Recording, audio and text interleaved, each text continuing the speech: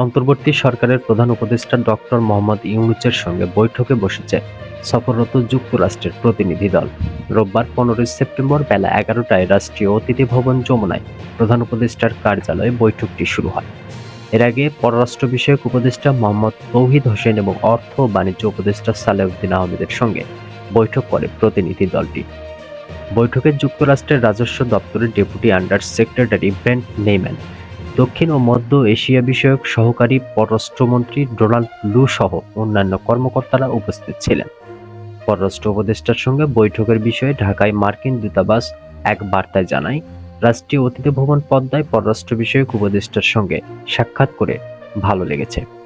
আমরা আমাদের অংশীদার বাংলাদেশের সঙ্গে অর্থনৈতিক কর্মকাণ্ড সম্প্রসারণ, প্রাতিষ্ঠানিক সক্ষমতা বাড়ানো, মানবাধিকার সমুন্নত রাখা ও জলবায়ু পরিবর্তনের ঝুঁকি মোকাবেলায় সহায়তা করতে প্রতিশ্রুতিবদ্ধ।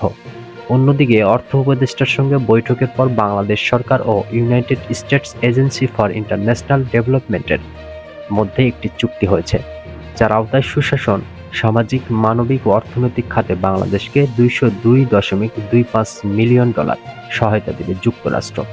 গত শনিবার 14 সেপ্টেম্বর যুক্তরাষ্ট্রের রাজস্ব ও অর্থ দপ্তরের আন্তর্জাতিক অর্থায়ন বিষয়ক সহকারী আন্ডার সেক্রেটারি ব্রেন্ট নেইম্যানের নেতৃত্বে 6 সদস্যের একটি প্রতিনিধি দল ঢাকা আসে। এই প্রতিনিধি দলের সঙ্গে যোগ দিয়েছেন মার্কিন পররাষ্ট্র দপ্তরের দক্ষিণ ও মধ্য এশিয়া বিষয়ক অ্যাসিস্ট্যান্ট সেক্রেটারি ডোনাল্ড লু। দিল্লি সফর শেষে তিনি একই দিন বিকেলে ঢাকায় পৌঁছেন।